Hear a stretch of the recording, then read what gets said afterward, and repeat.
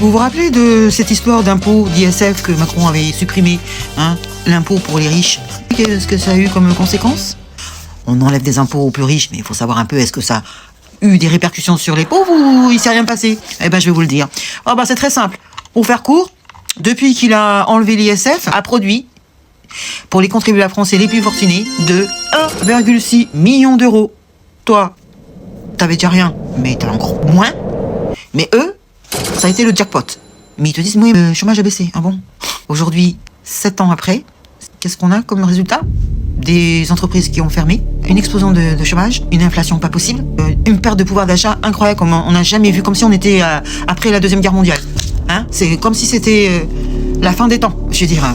Plus personne n'a rien dans ses poches. Donc elle lui dit, bon, donc les Français les plus riches ont gagné en pouvoir d'achat. Est-ce qu'ils avaient besoin d'avoir cette réforme? Non, parce qu'ils étaient déjà riches et ils sont devenus encore plus riches.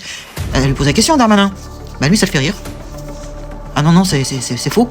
Ah non, on a baissé les cotisations sociales, on a redonné du pouvoir d'achat, blablabla. Alors elle lui sort un graphe. Un graphe qui vient du dernier rapport de l'Institut des politiques publiques. Un rapport sur l'impact des mesures fiscales sur le budget des ménages. Donc c'est simple, hein, t'as deux graphes. T'as un tout petit et un très grand. Vous avez compris? Là où c'est plus petit, c'est les ménages les plus pauvres, qui sont même en dessous du zéro. Et celui des plus riches, ils ont dépassé, ils ont fait exploser le plafond. Et l'autre, quand on lui montre le graphe, je vous mets juste la photo, je peux pas vous montrer la vidéo, regardez son sourire niais, hein, son sourire satisfait. Il est très très content de lui-même et il dit, mais c'est une blague ce graphe. Mais monsieur, on vous dit que c'est l'Institut des politiques publiques. Ouais, non, mais c'est une blague. Est-ce que c'est le 1er avril? Il pose la question, je vous jure. Regardez le documentaire. Hein. Il dit, mais c'est le 1er avril, c'est une blague. Il rigole. Comment ça, tu rigoles? On te dit que les gens sont en dessous du zéro et toi, ça te fait rire? Ouais, mais s'ils sont riches, ils vont investir.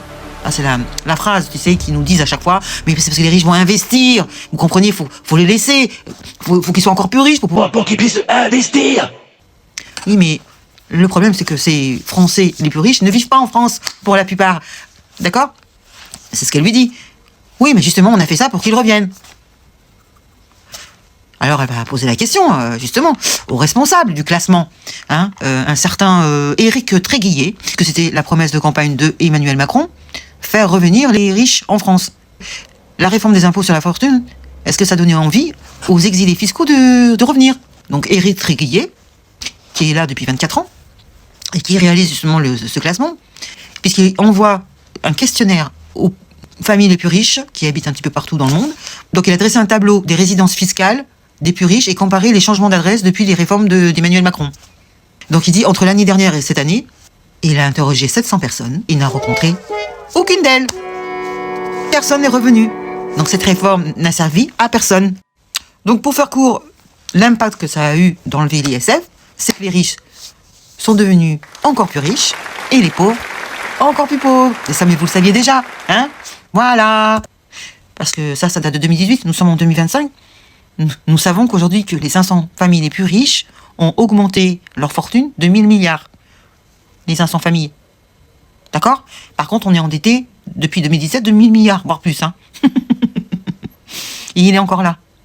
Et avec tous les scandales qu'il y a là, avec Candace Owens, on est endetté jusqu'à l'os, ils nous font des réformes pour nous taxer encore plus. Les agriculteurs, c'est une catastrophe. Les hôpitaux, c'est une catastrophe. L'éducation nationale, je sais pas, ils veulent mettre d'éducation S aux enfants. Qu'est-ce que c'est que ça? Les transformations de S sont plus remboursées que tes dents et tes lunettes. C'est normal. Non mais sérieusement, on va attendre jusqu'à quand en fait pour non seulement qu'ils dégagent, mais qu'il y a un procès, c'est pas possible. En plus, ils ont maquillé les comptes, c'est bon, quoi. Moi, personnellement, j'en ai ras la casquette. Ras la casquette. Voilà, on va parler calme. Pour pas vous dire à quel point j'ai envie de rentrer. Mon point, je sais pas où, mais je suis envie...